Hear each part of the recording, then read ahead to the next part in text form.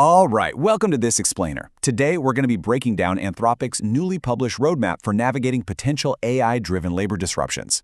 If you've been following the insane speed of AI advancements lately, you know the conversation is really shifting. It's moving away from just, what can this tech do, to, wait, what does this mean for my job, my income, and the whole economy? Well, Anthropic just released a really comprehensive framework to prepare for exactly those shifts. So we are going to walk through their exact proposals to see how they think society needs to respond. Here's our roadmap for today. We're going to cover the AI labor challenge, how to prep the policy foundation, and then we'll walk through 3 escalating tiers: baseline churn, a recession-level shock, and finally, transformative disruption. Let's get right into it. Okay, Part 1.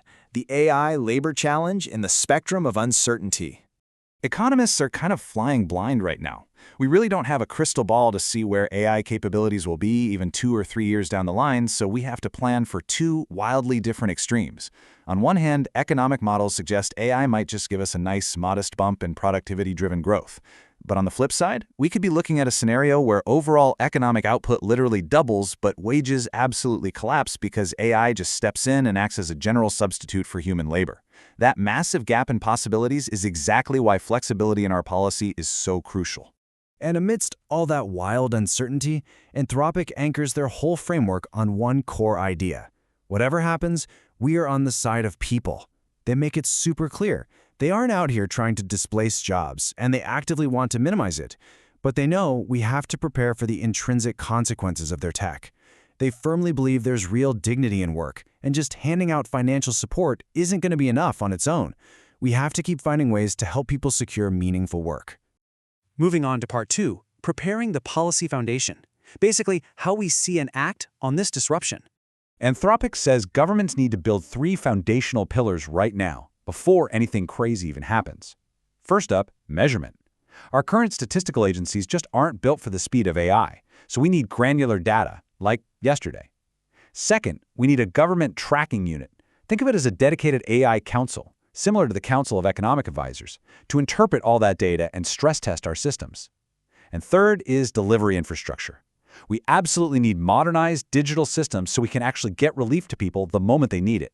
And here is a pretty shocking reality check. Right now, only 52% of the global population is covered by any kind of social protection scheme. Just 52. Anthropic points out that our legacy systems are incredibly fragile. I mean, just look at how the U.S. unemployment insurance systems buckled and dealt with massive fraud during the pandemic. If we don't upgrade our digital public infrastructure, things like identity verification, payments, and data exchange, we are literally not going to be able to distribute help fast enough during a sudden labor shock.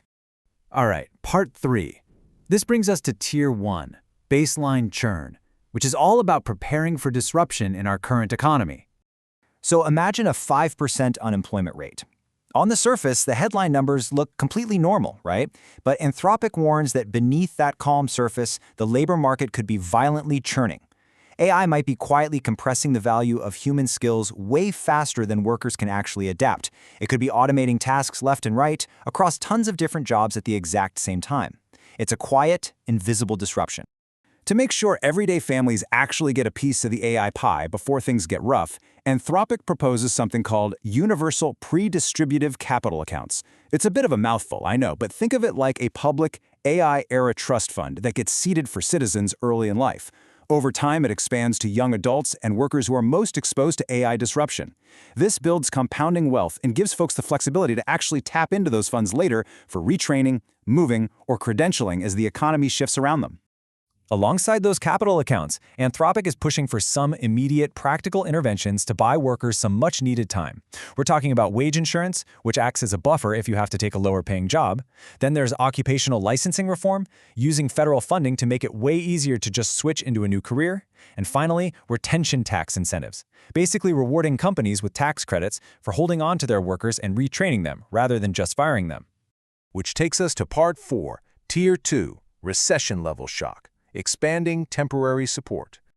Okay, if those baseline measures fail and things get worse, we hit Tier 2. And the magic number here is 10% unemployment. At 10%, disruption is everywhere.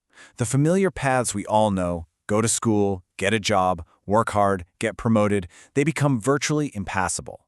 Whole professions suddenly don't need the human expertise they used to demand, and that fundamentally destabilizes communities that rely on a steady base of employment. Anthropic really stresses that if we reach this point, our social safety net can't just be a soft cushion to fall back on, it has to be a launchpad.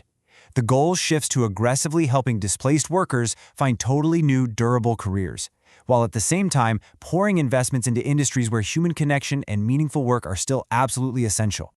To pull that off, the Tier 2 strategy is all about rapid scale. We're talking automatic, uniform extensions of unemployment insurance so families aren't just sitting around waiting for emergency laws to pass. It also includes highly targeted retraining and relocation support for industries that get hit the hardest. And crucially, guaranteeing basic needs relief, keeping a roof over your head and food on the table, even if your traditional benefits dry up. And now we cross into completely uncharted territory with Part 5, Tier 3, Transformative Disruption. This is the final escalation, and we are way off the edge of the map here. We'd be dealing with unprecedented unemployment happening at the exact same time as record economic output. Anthropic poses this massive fundamental hypothetical. What actually happens if the link between work and income just breaks? If AI gets so good that it broadly substitutes for human labor everywhere, our entire social contract fractures. The whole idea that you work hard, contribute to the economy, and share in the rewards, it just stops making sense. If we hit a point where tech displacement is permanent and a traditional recovery is impossible, we see a structural decoupling of productive contribution from income. Simply put, temporary band-aids won't cut it anymore. Because the fundamental physics of the economy will have changed, we would need entirely new, permanent mechanisms to tax and redistribute wealth. Think about it. Right now, our tax base leans heavily on human labor. But in an AI-dominated world, you have to shift to taxing capital instead. Anthropic throws out some really sweeping ideas for this. Significantly higher capital gains or consumption taxes, specific levies just on the use of AI, or even going as far as universal basic income and AI sovereign wealth funds. Plus, they highlight the need for massive public investment in community-facing jobs. Think healthcare, teaching, community building, to make sure there's still paid work for people who truly find their purpose in it. And to back all this up, Anthropic really puts their money where their mouth is. They explicitly state that if their technology, or any AI system out there, generates these transformative economic returns, the companies behind them have a strict obligation to foot the bill. They are absolutely willing to pay their fair share to fund whatever massive redistributive systems society ends up needing. As we wrap up this explainer, I want to leave you with a really provocative thought to chew on. If we actually get to a point where AI is doing all the heavy lifting, and your physical survival is no longer tied to having a job, what does human purpose even look like? How are future generations going to define the value of work? It is a huge, profound question, and wrapping our heads around these proposed policy tiers right now is our very first step in preparing for whatever wild economic reality AI eventually brings to our doorstep.